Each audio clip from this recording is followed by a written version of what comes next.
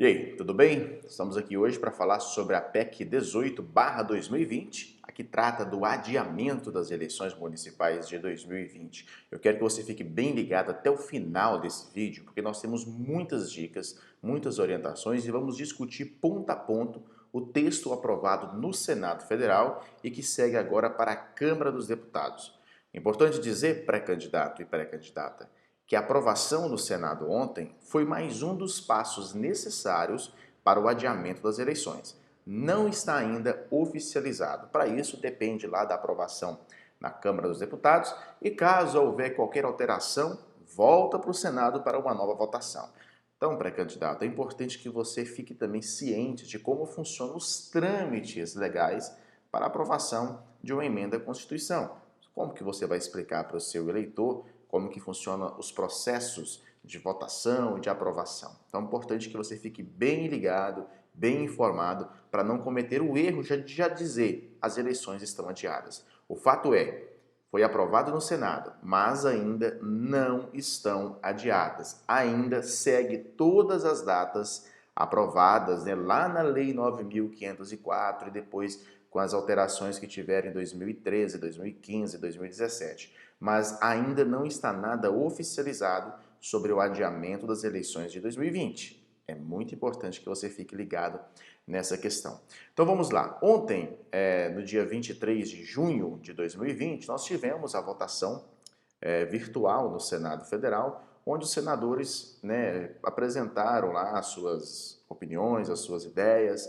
O relatório da emenda à Constituição, né, foi apresentado pelo senador Everton, do PDT do Maranhão, ele que foi o relator desse processo de mudança das datas eleitorais, e ele ainda disse que ouviu todos os envolvidos, como sanitaristas, políticos, partidos, TSE, enfim, todos os setores que estão envolvidos numa eleição e também em questão do coronavírus. Ele apresentou o relatório, né, se destacou em questão dos principais pontos e nós vamos discutir agora principalmente as questões que foram propostas e que foram aprovadas no Senado Federal. Para você entender, na verdade, o que significa cada ponto de alteração e qual é a sua medida que você deve tomar aí enquanto um pré-candidato. Primeiro, o artigo 1º. As eleições municipais previstas para outubro de 2020 se realizarão no dia 15 de novembro em primeiro turno e 29 de novembro o segundo turno, onde houver observado, né, a necessidade do segundo turno, que são para aqueles municípios com mais de 200 mil eleitores. Volto a dizer, essa aqui foi a proposta aprovada no Senado, depende agora da aprovação na Câmara. Nós vamos falar sobre desincompatibilização, vamos falar sobre todos os outros itens. Calma lá. Então, no primeiro parágrafo, ficou estabelecido para as eleições de que trata o CAPT as seguintes datas. Vamos lá. Dia 11 de agosto, a vedação às emissoras de rádio e TV para transmitir programas apresentados ou comentados por pré-candidato. Entre 31 de agosto e 16 de setembro, nós teremos a realização das convenções municipais para as escolhas dos candidatos pelos partidos e a deliberação sobre coligações. Lembrando que coligações é somente para majoritária, proporcional, né, que são os candidatos a vereadores, não tem mais coligação. Até 26 de setembro, para que os partidos e coligações solicitem à Justiça Eleitoral o registro de seus candidatos. Então, o registro de candidatura, sendo aprovado agora na Câmara, ficará para o dia 26 de setembro. A nossa data atual é 15 de agosto. Após 26 de setembro, para o início da propaganda eleitoral, inclusive na internet. Hoje, nosso prazo inicial é dia 16 de agosto, então seria dia 26 de setembro, o dia que começaria a propaganda eleitoral. Também no dia 26 de setembro, a Justiça Eleitoral convocar os partidos e representantes das emissoras de rádio e TV para elaborar um plano de mídia da propaganda eleitoral gratuita no rádio e na TV. No dia 27 de outubro, é a data para que os partidos, as coligações dos candidatos, obrigatoriamente divulguem o relatório discriminando a transferência do fundo partidário e do fundo especial de financiamento de campanha, os recursos em dinheiro e os estimáveis em dinheiros recebidos. Nós teríamos até o dia 15 de dezembro para o encaminhamento à Justiça Eleitoral do conjunto das prestações de contas de campanha dos candidatos. Então, adiando também a prestação de contas um pouco mais para frente, para o dia 15 de dezembro. Então, gente, é importante que vocês entendam mais uma vez que o que nós estamos dizendo aqui é a questão da aprovação do Senado. Depende agora da aprovação da Câmara. Então, eu estou dizendo isso a todo instante para a gente não ter problema de depois dizer que as eleições já estão adiadas. Ela deu mais um passo importante ontem. Os partidos políticos ficam autorizados a receber por meio virtual, independente de qualquer disposição estatutária, convenções ou reuniões para a escolha de candidatos e a formalização de coligações. Aquilo que já foi aprovado pelo TSE, né? A realização das convenções por meios online. Os prazos para desincompatibilização. Atenção a esse item.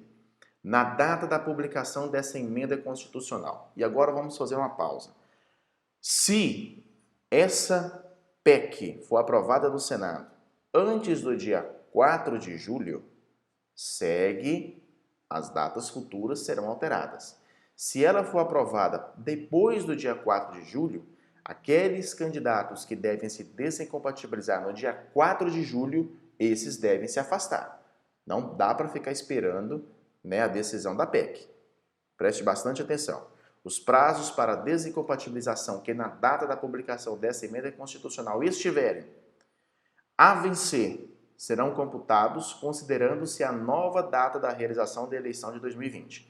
Portanto, se essa PEC for aprovada antes do dia 4 de julho, você, pré-candidato, que precisa se desincompatibilizar no dia 4 de julho, essa data será prorrogada para o dia 15 de agosto, 3 meses antes da eleição.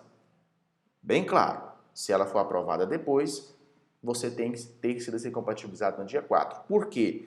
Lá na linha B, fala o seguinte: os prazos vencidos serão considerados preclusos, vedada a sua reabertura. Isso quer dizer, inclusive, aqueles que já venceram lá em abril, que venceram em junho e que possivelmente, se não for aprovada antes do dia 4, vencerá agora em julho. Então, fique bem atento a essa questão, tá? A diplomação dos candidatos eleitos ocorrerá em todo o país no dia 18 de dezembro. Os atos de propaganda eleitoral não poderão ser limitados pela legislação municipal ou pela justiça eleitoral, salvo se a decisão estiver fundamentada em prévio parecer técnico emitido por autoridades sanitárias estadual ou nacional.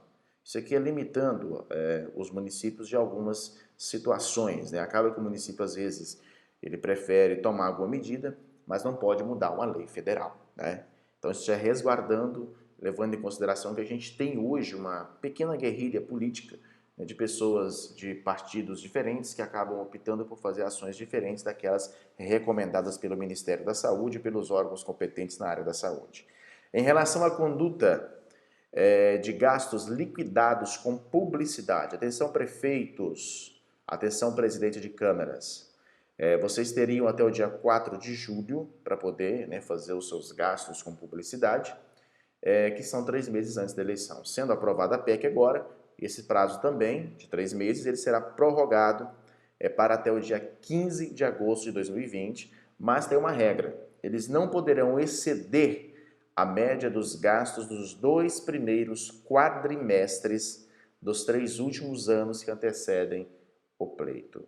Os 2 primeiros quadrimestres, ou seja, você vai pegar a média de janeiro a agosto, que foi gasto com publicidade em 2017, 2018 e 2019, soma-se esses valores, divide por 3, é o valor que a Prefeitura e que a Câmara poderá investir em publicidade até o dia 15 de agosto de 2020. Mas tem mais uma observação quanto a isso, algo que já foi muito discutido e que era muito proposto e que era pedido, inclusive, pelos partidos no STF e também no TSE. Trata do seguinte: em relação aos gastos para o Covid-19, no segundo semestre de 2020, poderá ser realizada a publicidade institucional de atos e campanhas dos órgãos públicos municipais e de suas respectivas entidades da administração indireta, destinadas ao enfrentamento da pandemia do Covid-19 e à orientação da população quanto aos serviços públicos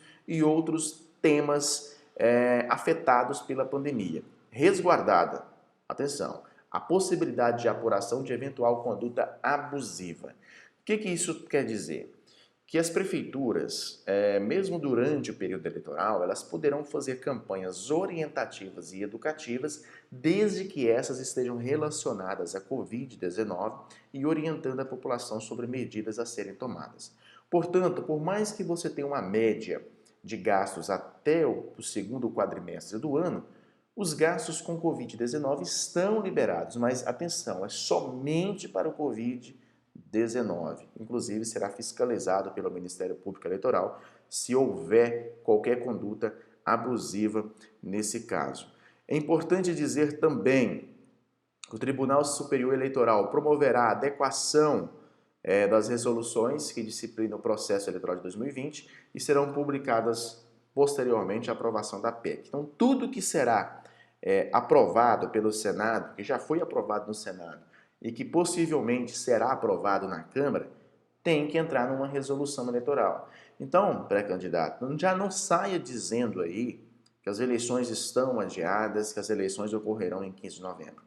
Eu te digo o seguinte, as propostas foram feitas, foram aprovadas no Senado, existe sim a possibilidade enorme, mas não tem nada definido. Muita gente acaba cometendo esse erro. Fica autorizado o TSE a promover ajustes nas normas referentes aos prazos para a fiscalização e acompanhamento dos programas de computador utilizados nas urnas eletrônicas, a recepção dos votos, justificativas, auditoria e fiscalização do dia da eleição. Isso aqui é mais dando ao TSE algumas orientações também em questões do prazo. E nós tivemos, na verdade, ontem no Senado, alguns destaques que foram apresentados por alguns partidos e foram rejeitados. Eu quero dizer para vocês aqui agora quais foram esses principais destaques que foram reprovados na Câmara, ou seja, no Senado Federal ontem. Nós tivemos aqui os prazos para fiscalização de acompanhamento dos programas de computador, como disse para vocês, foram aprovados, e os destaques rejeitados. Por 56 votos a 14, o Podemos tinha apresentado um destaque com o objetivo de estabelecer o voto facultativo nas eleições.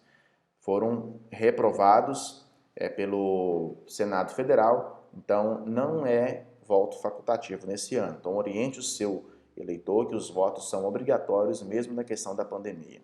O PT e Cidadania também propuseram estabelecer o dia 6 de dezembro para a data do segundo turno, que também foi reprovado, e o Cidadania previu o estabelecimento de um local e horário de votação específico para as pessoas de grupo de risco em relação à Covid-19.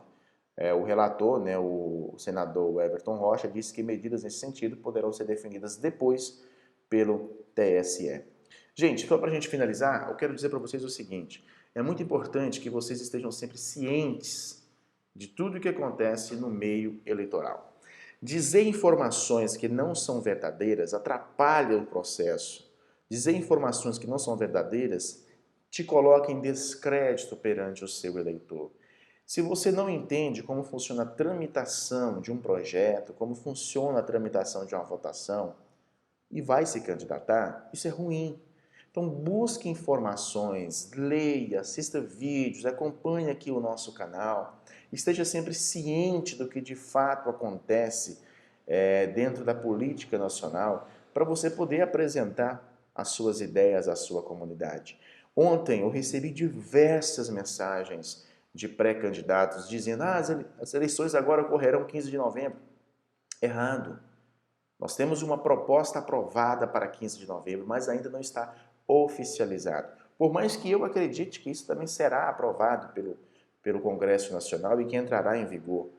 Mas nós temos que saber esperar a oficialização dos fatos. E a oficialização dos fatos ocorrerá após correr todos os trâmites legais. Então, se informe, não cometa os equívocos aí de já sair divulgando datas, porque na verdade você atrapalha um processo.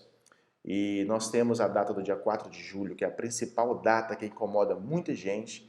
E se essa PEC não for aprovada antes do dia 4 de julho, a minha orientação é que se você precisa se desincompatibilizar nessa data, se desincompatibilize. Porque se ela for aprovada depois do dia 4 de julho, como você bem viu, os prazos que já foram prescritos, eles não serão realocados novamente dentro da resolução do TSE.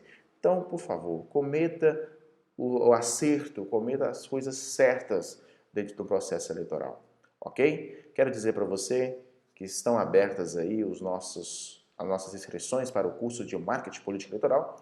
A inscrição, né, o link para a inscrição está aqui na descrição desse vídeo. E se você precisa de consultoria aí de marketing para a sua campanha eleitoral, aí na descrição também tem o nosso WhatsApp, é só você entrar em contato que a gente vai te orientar da melhor forma possível na sua campanha eleitoral de 2020.